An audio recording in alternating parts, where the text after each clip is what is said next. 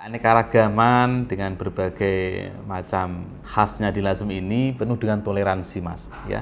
Dari sisi agama, nggih, berbeda-beda kan, ada Islam, Hindu, ada Kristen, nggih. Kemudian dari suku bangsa ada yang Jawa, ada yang Cina, nggih.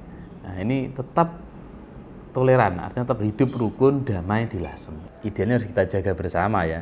Jadi ketika setiap pribadi masyarakat di Lasem memahami dan mengerti ya, dan ada semangat untuk menjaga budaya, ya, saya yakin generasi yang akan datang juga pasti ikut mengikuti menjaga budaya itu sendiri.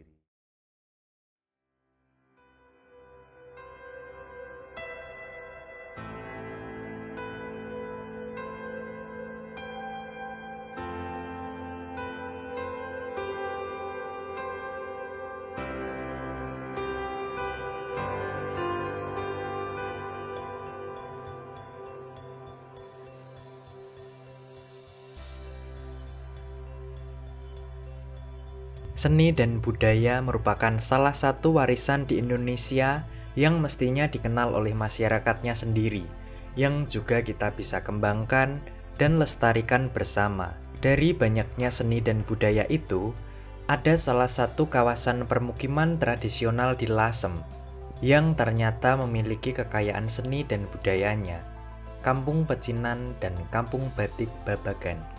Terletak di Kecamatan Lasem, dan terpisah di 4 titik, meliputi 1 titik yaitu Desa Babakan, yakni Kampung Batik Lasem, dan 3 titik yakni Kota Pusaka Lasem, berada di Desa Karangturi, Babagan, Soditan, yang merupakan wilayah pesisir utara Kabupaten Rembang. Selamat sore Bapak. Nggih, selamat sore Mas. Nama Mas Abdur Rauf, kebetulan Camat Lasem, nggih. Kebetulan ya Pak ya? Ya. Ya, Lasem ini kan dicanangkan sebagai Lasem Kota Pusaka ya. Artinya Kota Pusaka ini pusaka sama. Pasti kan bertanya kan, ya. Keanekaragaman dengan berbagai macam khasnya di Lasem ini penuh dengan toleransi, Mas, ya. Dari sisi agama, nggih, berbeda-beda kan, ada Islam, Hindu, ada Kristen. Ya, kemudian dari suku bangsa ada yang Jawa, ada yang Cina, ya. Nah, ini tetap toleran, artinya tetap hidup rukun damai di Lasem. Ini yang bikin kota pusakanya di sini, ya. Dan dari dulu memang banyak peninggalan sejarah dari turun temurun tetap dilestarikan di Lasem. Nah, seperti itu. Secara pemerintah sudah ada Dinas Kebudayaan dan Pariwisata di Kabupaten Rembang, ya. Itu yang termasuk istilahnya dinas yang menggawangi kebudayaan termasuk di Lasem, nah, seperti itu. Kalau NGO yang non government ya itu juga banyak. Di sini banyak komunitas, ada LKCB Lasem Kota Cagar Budaya, ada Fokmas, ada Bre Lasem, ada Nyah Lasem juga ada. Ini komunitas ini selalu bersinergi untuk selalu melestarikan budaya yang di Lasem. Termasuk khasnya batik Lasem, nah itu kan. Ada komunikasi itu Pak? Iya, banyak pengrajin, iya. Pengrajin ini juga banyak, ada yang dari Cina, ada yang dari Jawa, semua hidup rukun saja, damai, dan sepakat untuk mengembangkan, melestarikan budaya di Lasem. Daerah kawasan permukiman tradisional ini memiliki topografi dataran rendah dan memiliki jarak sekitar 12 km dari kota Rembang. Mayoritas mata pencaharian masyarakat sekitar pun sangat unik, yaitu berwirausaha dengan membatik, juga menjadi aktivis kegiatan ekonomi dan kegiatan keagamaan. Saya Aki NS, saya biasa di Lasem karena memang dari kecil saya di Lasem, ya sempat bekerja di luar kota, sempat bekerja di di cruise line juga. Kemudian saya balik ke Lasem, pengen sekali mendharma baktikan untuk Lasem dalam keseharian.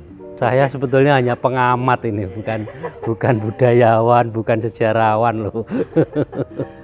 Wah, sebetulnya kalau cerita tentang sejarah Lasem itu nggak bisa singkat ya Mas. Karena kita punya buku patokan itu dari sejarah kawitane wong Jawa lan wong Kanung. Terus ada carita sejarah Lasem itu mengungkap sebelum Masehi sampai sekarang ini itu ada semua. Jadi singkatnya yaitu jadi tapi di dalam 2 buku itu panjang sekali karena sudah menyangkut sebelum Masehi sampai kerajaan mana Majapahit, terus Islam masuk, itu ada semuanya di situ sampai abad 18 adanya pertempuran dengan bangsa VOC, itu kita ada semuanya di situ sampai Lasem kalah perang, kemudian berdiri Karesidenan Rembang, itu ada di situ semua. Dan itu nggak bisa singkat sebetulnya ya. Tapi secara keseluruhan kita ngambil patokan dari 2 buku itu, Sejarah Kawitane Wong Jawa lan Wong Kanung dan Carita Sejarah Lasem.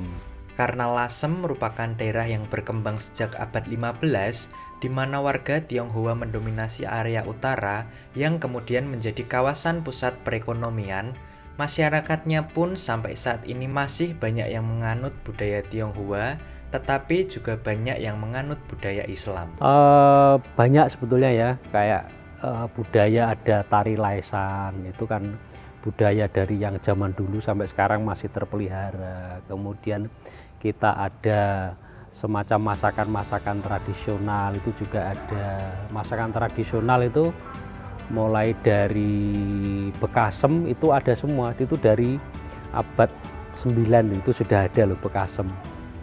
Bekasem ada, kemudian ada di Cirebon, ada di Malaka, ada di Palembang. Itu kita punya catatannya, masakan bekasem. Kemudian yang nggak kalah menarik itu batik itu sendiri. Batik itu kalau dari buku Carita Sejarah Lasem memang itu bawaan dari orang-orangnya siapa Binangun, itu diajarkan kepada kita untuk membatik. Saat itu sudah punya sejarah batik. Jadi kita tidak mereka-reka tentang batik, tapi kita punya catatannya sendiri. Kalau sebetulnya begini ya, kalau dalam beberapa buku itu memang banyak disebutkan, meskipun sini juga banyak orang etnis Tionghoanya, tapi dari zaman dulu itu orang-orang Tionghoa itu banyak yang masuk Islam. Itu jadi mereka sudah nggak asing lagi dengan kehidupan Islam zaman dulu sampai sekarang, itu nggak asing lagi, karena memang dari dulu banyak disebutkan. Mulai dari bukunya Haji de Graaf itu menyebutkan bahwa dulu ada beberapa bangunan yang dirubah menjadi kelenteng, itu ada. Yang sebelumnya bangunan masjid ya, bukan bangunan tapi dirubah jadi kelenteng, ada. Itu bukunya Haji de Graaf loh ya, bilang gitu.